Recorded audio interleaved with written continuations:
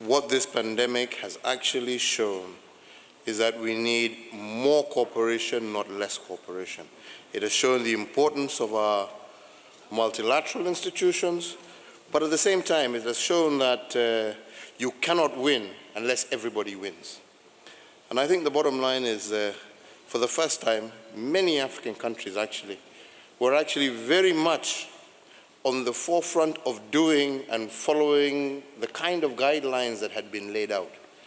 We were also very active in the very early stages, participating with a lot of the companies and corporations that were developing vaccines, participating in the clinical trials.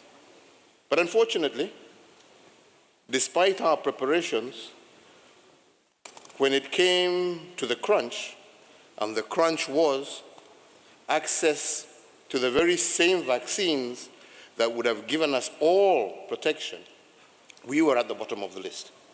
Now, this is something that truly indicates that the kind of vaccine, kind of nationalism that we have seen, the kind of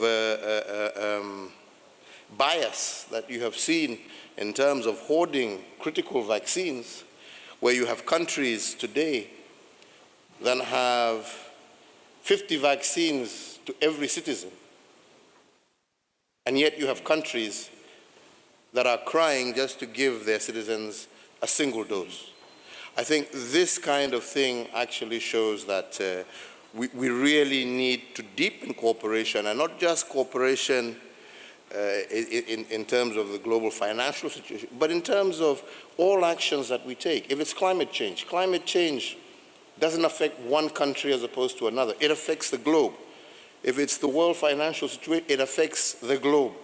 So we need to have a greater cooperation, greater participation, and I believe that's why forums like this become much more important.